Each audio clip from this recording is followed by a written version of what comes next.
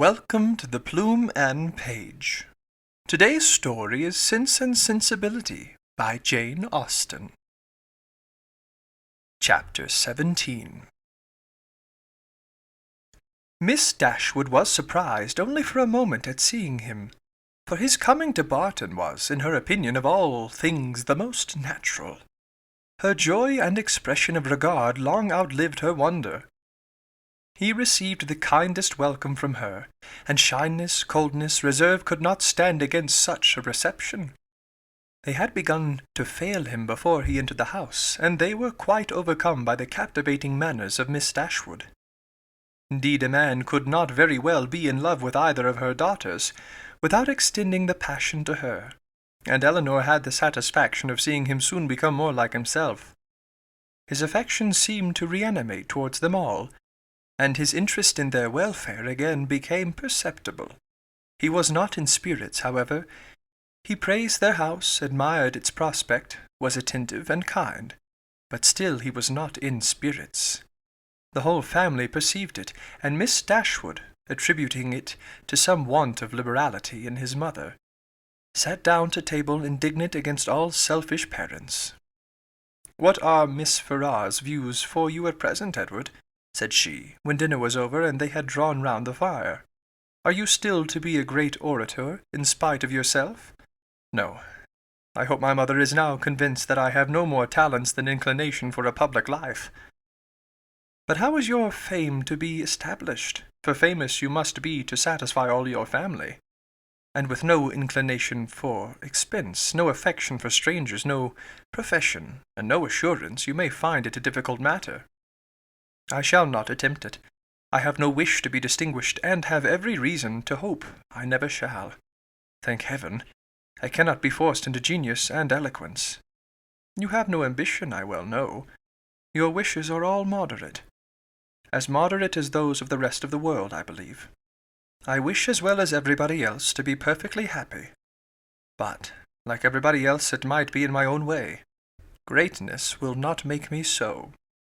"Strange that it would," cried Marianne. "What have wealth or grandeur to do with happiness?" "Grandeur has but little," said Elinor, "but wealth has much to do with it." "Elinor, for shame," said Marianne. "Money can only give happiness where there is nothing else to give. Beyond a competence, it can afford no real satisfaction, as far as mere self is concerned." "Perhaps," said Elinor, smiling, "we may come to the same point. Your competence and my wealth are very much alike, I dare say, and without them, as the world goes now, we shall both agree that every kind of external comfort must be wanting.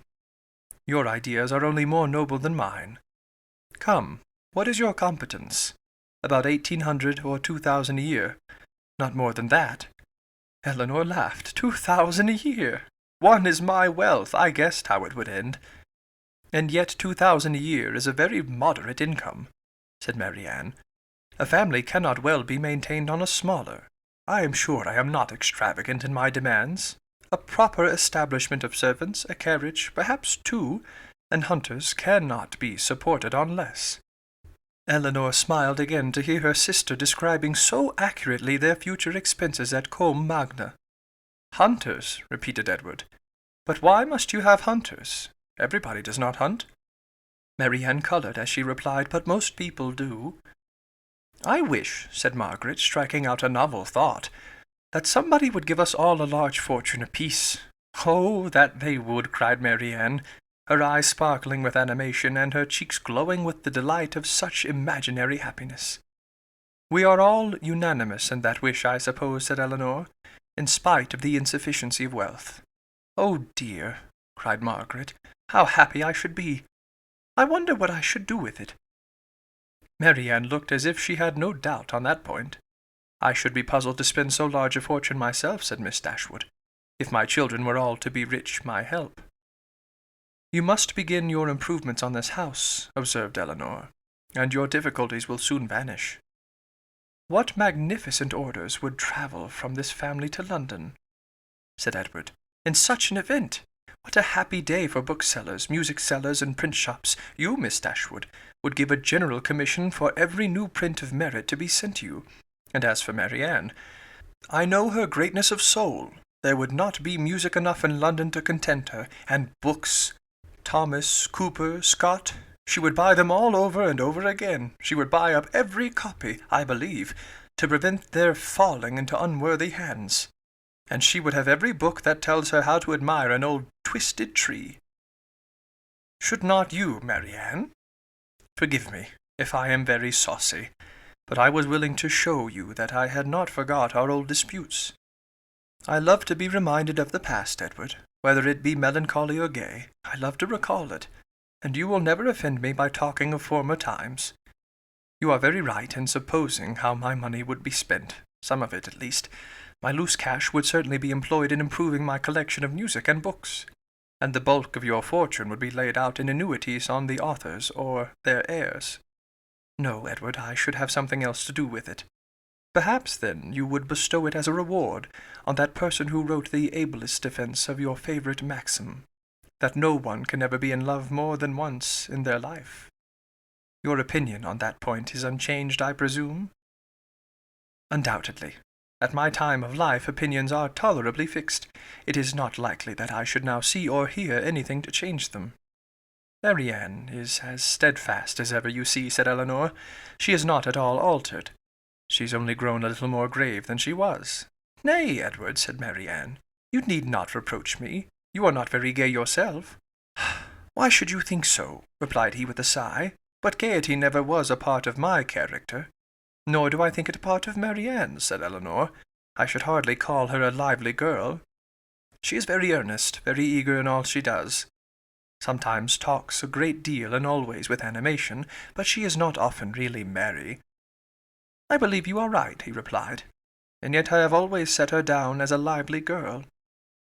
I have frequently detected myself in such kind of mistakes, said Eleanor, in a total misapprehension of character in some point or other, fancying people so much more gay or grave, or ingenious, or stupid than they really are. And I can hardly tell why or in what the deception originated. Sometimes one is guided by what they say of themselves, and very frequently by what other people say of them, without giving oneself time to deliberate and judge. But I thought it was right, Eleanor, said Marianne, to be guided wholly by the opinion of other people. I thought our judgments were given us merely to be subservient to those of neighbours. This has always been your doctrine, I am sure. No, Marianne, never. My doctrine has never aimed at the subjection of the understanding. All I have ever attempted to influence has been the behaviour. You must not confound my meaning. I am guilty, I confess, of having often wished you to treat our acquaintance in general with greater attention. But when I have advised you to adopt their sentiments, or to conform to their judgment in serious matters, you have not been able to bring your sister over to your plan of general civility, said Edward to Eleanor. Do you gain no ground? Quite the contrary, replied Eleanor, looking expressively at Marianne. My judgment, he returned, is all on your side of the question, but I am afraid my practice is much more on your sister's. I never wish to offend, but I am so foolishly shy that I often seem negligent, when I am only kept back by my natural awkwardness. I have frequently thought that I must have been intended by nature to be fond of low company. I am so little at my ease among strangers of geniality. Marianne has not shyness to excuse any inattention of hers, said Eleanor. She knows her own worth too well for false shame, replied Edward. Shyness is only the effect of a sense of inferiority in some way or other. If I could persuade myself that my manners were perfectly easy and graceful, I should not be shy. But you would still be reserved, said Marianne, and that is worse. Edward started. Reserved? Am I reserved, Marianne? Yes, very. I do not understand you, replied he, colouring. Reserved? How? In what manner? What am I to tell you? What can you suppose? Eleanor looked surprised at his emotion, but trying to laugh off the subject, she said to him, Do not you know my sister well enough to understand what she means? Do not you know she calls every one reserved who does not talk as fast, and admire what she admires as rapturously as herself? Edward made no answer. His gravity and thoughtfulness returned on him in their fullest extent, and he sat for some time silent and dull.